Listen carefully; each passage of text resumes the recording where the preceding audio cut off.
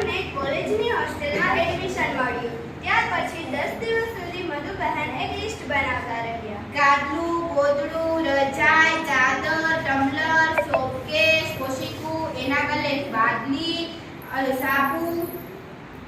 Mummy, મને ખબર નહીં કે છોકરાઓને પણ પર્યાવરણ અપાય છે, છોકરીઓને અપાય છે એ તો હું જાણું છું. સવારના ઉઠીને દૂધનો ગ્લાસ, પાણી અને ટમ્બલર નાખવાની જે ટેવ પડી ગઈ છે ને, તે હવે ખબર પડશે ત્યારે માં યાદ આવશે.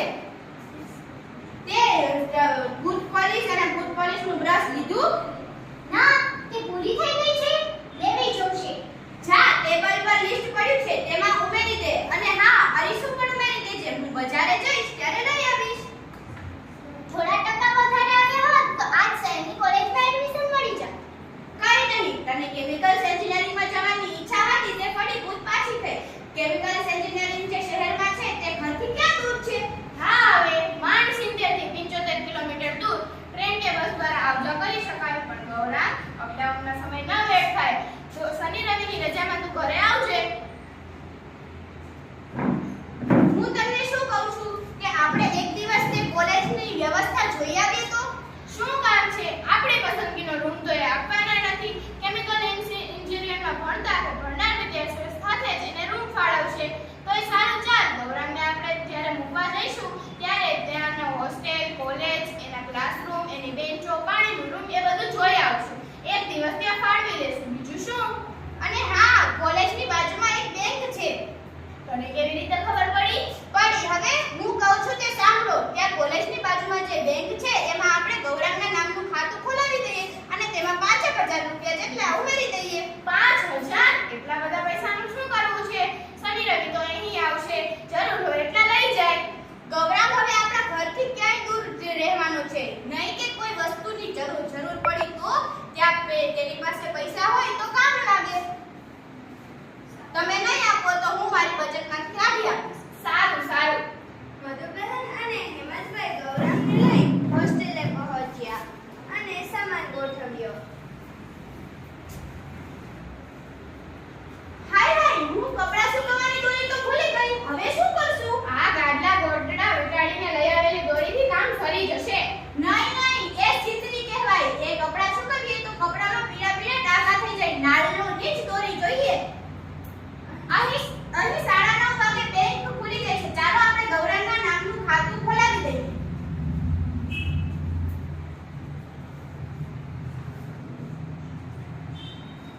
આલે આ પાસબુક અને ચેકબુક. આને તારા કોચીમાં સંભાળીને રાખજે. આ એક શિખામણ સાથે અનેક શિખામણો આપી વિયોગના આંસુ સારી મધુબહેન અને હેમંતભાઈ ઘરે આવ્યા.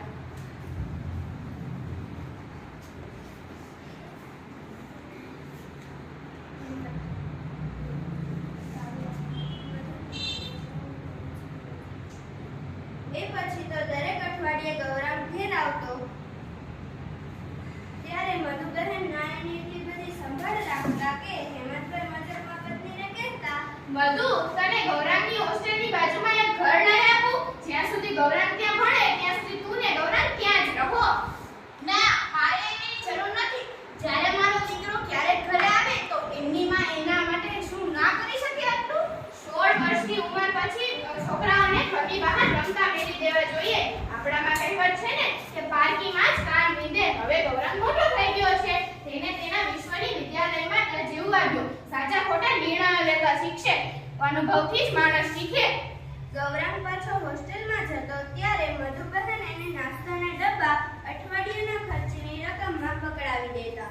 જોતજોતામાં 4 વર્ષ નીકળી ગયા. ગૌરાંગ ડિગ્રી લઈને હોસ્ટેલને સલામ કરી પાછો આવ્યો અને પિતાના ધંધામાં જવું લાવી દીધું. એક દિવસ બાપ દીકરો ડાઇનિંગ ટેબલ પર બેસી બેંક એકાઉન્ટ તપાસી રહ્યા હતા. ત્યારે એમને અચાનક યાદ આવ્યું અને બોલી ઉઠ્યા, ગૌરાંગ, તું જ્યારે હોસ્ટેલમાં એડમિશન મળ્યું ત્યારે ત્યાંની બેંકમાં તારા નામે 5000 રૂપિયા મળ્યા હતા. તેનું અત્યારે શું થયું?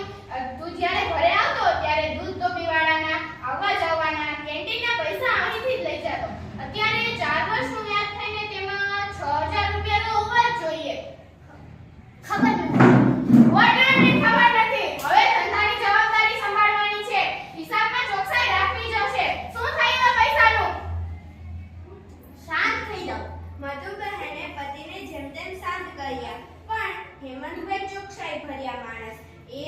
રકમને ભૂલી ન શક્યા. સમય મળીએ એ ગૌરાંગને આ રકમનો હિસાબ આપવાનો કહેતા અને ગૌરાંગ એ ટાળતો.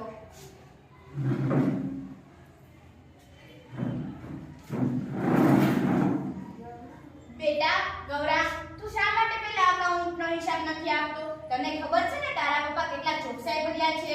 તો આ બંગલા, કાર, ફેક્ટરી તો એમને એમ નથી બન્યું, હિસાબના વ્યવહારના જીવનને કારણે બન્યું છે. તારા પપ્પા જેટલા નારિયેળની છાલ જેવા કડક છે એટલા જ કોબરા જેવા ગુણા છે. તું હિસાબ દેતા ગભરાતો હોય તો તું મને કહે. મમ્મી, મારા રૂમ પાર્ટનર તરીકે વિજય કરીને એક છોકરો હતો. તેનું પહેલું સેમેસ્ટર પૂરું થાય તે પહેલા જ તેના પપ્પા મૃત્યુ પામ્યા. તેના ઘરની પરિસ્થિતિ સારી નહીં. જેમ તેમ કરીને તેના પપ્પા તેના ભણવાની ફીસ જમા કરતા.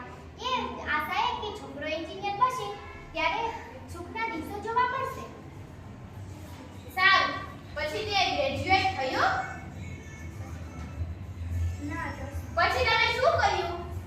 10-15 દિવસ થયા છતાંય ન આવ્યો. પછી શું તે ગ્રેજ્યુએટ થયો? ત્યારબાદ અમે 2-3 મિત્રોએ તેના ઘરે ગયા. ત્યાં જઈને અમને ખબર પડી કે વિજય અભ્યાસ છોડીને નોકરીએ લાગવા માંગે છે. દોઢ વર્ષ માટે તેની આખી કેરિયર દોડવાઈ જતી હતી. એટલા માટે અમે 5 મિત્રોએ નક્કી કર્યું કે તેની કોલેજની અને હોસ્ટેલની ફી ભોગવી લેવી. જ્યારે મારા બેંકમાં 6,500 હતા મેં તેના ઉપર ખર્ચેલા. હું પપ્પાને તેનો હિસાબ કેવી રીતે દઉં? મને ખીજાશે તો? સારું, એ ખર્ચેલા પૈસા લેખે લાગ્યા. શું તે તારો દોસ્ત વિજય ગ્રેજ્યુએટ થયો? હા, પહેલા સેમેસ્ટરમાં ડિસ્ટ્રિક્ટ લેવલે તે પહેલા નંબરે પાસ થઈ ગયો. 2-3 દિવસ પછી હેમંતભાઈ જ્યારે મૂળમાં હતા 2-3 દિવસ પછી હેમંતભાઈ જ્યારે મૂળમાં હતા ત્યારે મધુબહેને પતિને ગૌરાંગના પેલા એકાઉન્ટનો હિસાબ આપ્યો અને વિગતવાર વાત કરી. વાત સાંભળીને હેમંતભાઈ ખૂબ ખુશ થયા અને બોલી ઉઠ્યા. સારું, મને મારા છોકરા ઉપર ગર્વ છે. ગૌરાંગે જે નિર્ણય લીધો એ સાચો નિર્ણય લીધો. મારે તેના પાસે આ જ અપેક્ષા હતી કે જે નિર્ણય લે તે સાચો લે. જો ખોટો નિર્ણય લેવાઈ જાય તો તેનો અનુભવ